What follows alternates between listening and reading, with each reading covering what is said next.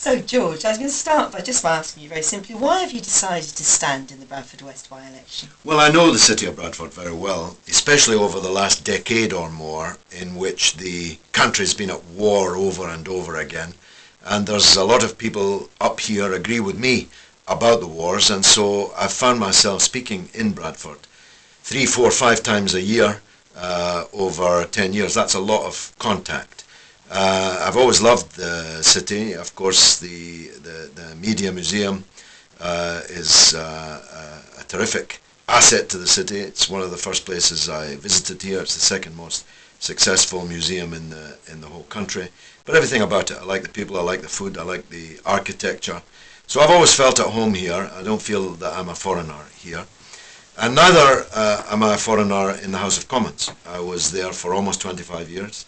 Most people, even those that are totally against me, I think would recognise that I'm a parliamentarian. I can speak on my feet. I don't need to be told what to say or fed by a pager on the line for today.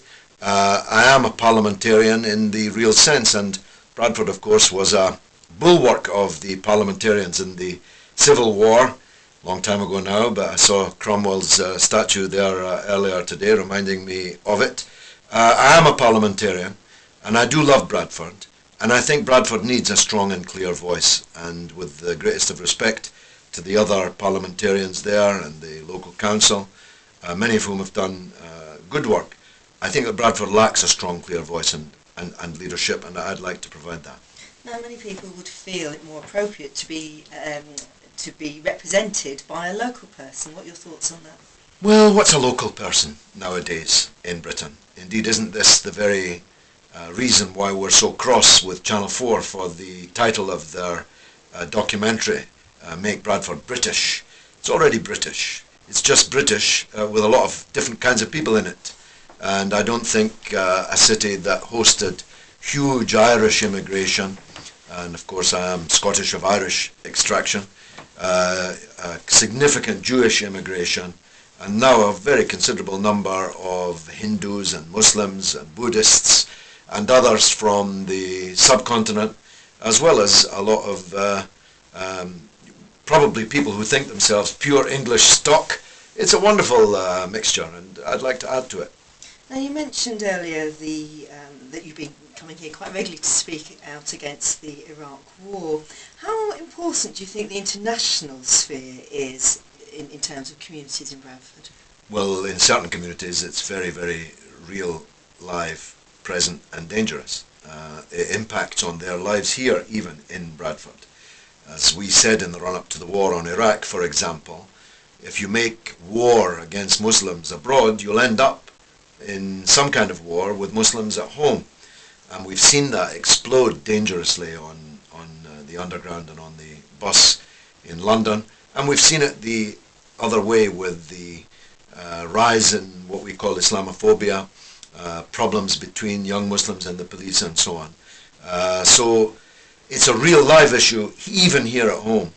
But abroad, you know, if you are a Muslim in Bradford and you see Muslims being bombed in Afghanistan by drones, or even in Pakistan across the border by drones and killed in large numbers, it hurts you and it matters to you. Equally, I just met outside someone from Libya, just passing with his wife and children. There are people from all sorts of the world here, so all parts of the world here, and so these great issues that I have been vitally involved with as one of the leaders of the anti-war movement in Britain are particularly important in some communities. They're important to all communities, even if people don't know it, for this reason. Britain has spent tens of billions of pounds on weapons and war, and is ready to spend tens of billions of pounds more at the same time as we can't fill in a hole in the Bradford city centre with anything meaningful. We can't recover the Odeon, the priceless architectural jewel that is the Odeon. We can't take children out of poverty. We can't take the unemployed out of the labour exchange. Yet we've got money for weapons and war. So these issues affect everybody, wherever they came from, whatever colour they are, however they pray. Now, Bradford West, of course, is a very diverse constituency, stretching from the rural areas, semi-rural areas up in Thornton and right through in city areas. There are a number of issues which affect those communities. What do you feel are the most important issues for you if you were to represent those communities?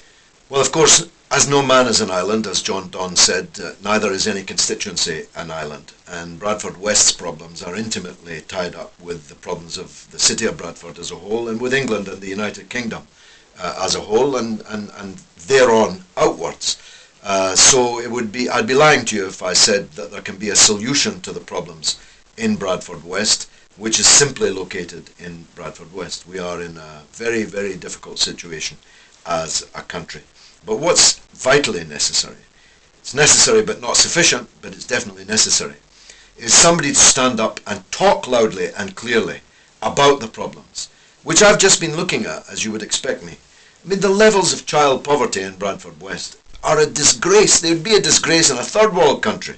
You've got huge numbers of children, even officially according to the government's own yardstick, living in poverty in the 21st century in the heart of England, in what was once a great industrial city. I looked around the city centre before I did my press conference. Of course there are some thriving businesses, there are some wonderful things.